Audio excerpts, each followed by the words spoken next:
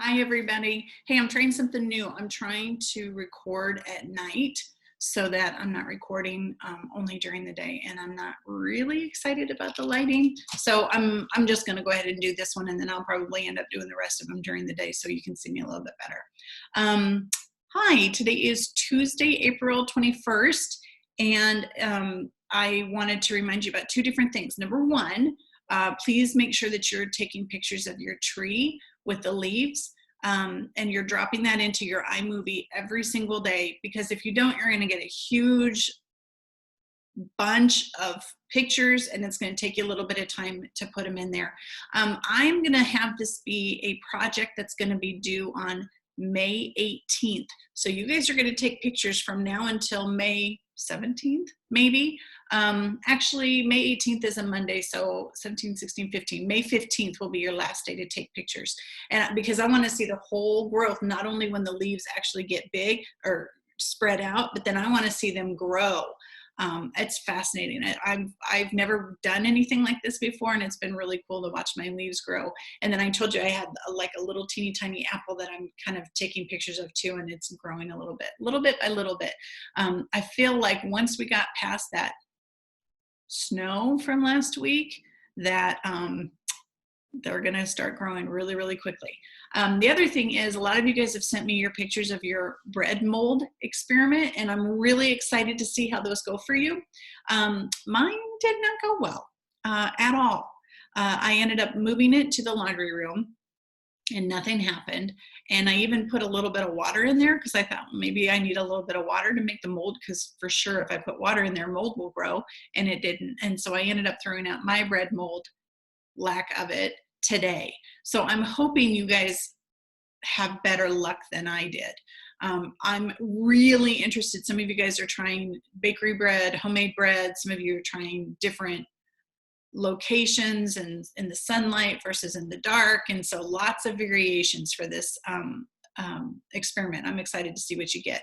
All right, you guys, let's go ahead and get started. Today is a short video. Let me share our Schoology.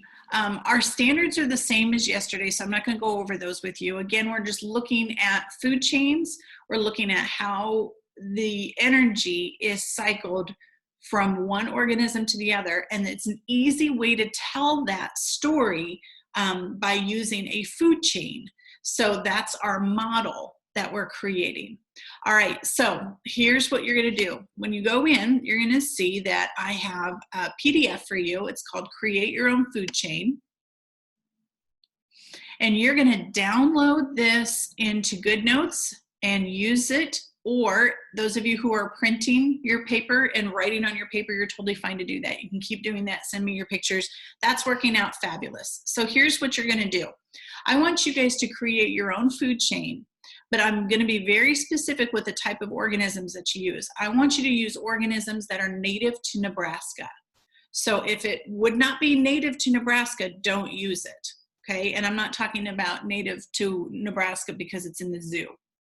That's not native to Nebraska.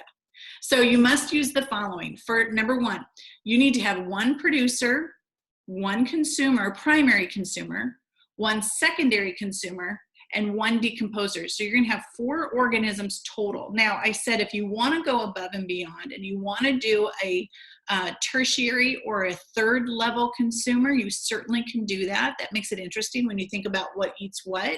But I'm going to require, in order for you to show proficiency, you have to show me 4. Each organism must be labeled producer, herbivore, carnivore, omnivore, or oops, that should be, I'll fix that so you guys will see it and it'll look better, or decomposer. So you're going to have the picture of the animal, the organism, and then underneath it, I want you just to tell me what category it would fit under. Okay? You guys, if you don't know, you've got this amazing tool called the World Wide Web, and you can just ask. So you could say, is this organism a carnivore or an omnivore, if you're not sure.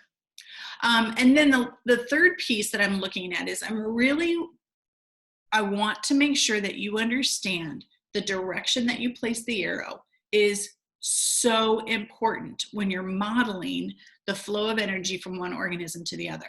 So I'm wanting you to use red for your arrows. Okay, that's because it's easy for me to see and it's easy for you to kind of put it in your mind.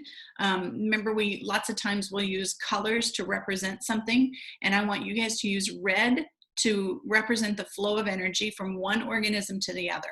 So I will definitely be checking your direction that your arrows are flowing, and I want to make sure that you do that correctly. And again, if you don't remember, just go back to yesterday's video, fast forward real quick until you see the food chain, and then that little part where I talk about why it points in the direction that it points. Okay, so you guys can draw your organisms if you want to. If you are not an excellent drawer, you don't have to. You can upload a picture and put it on from the internet and put it on your picture, on your worksheet, whatever you want. I want you to type your labels. So if you're going to label it producer, herbivore, carnivore, whatever, I want you to type that, please.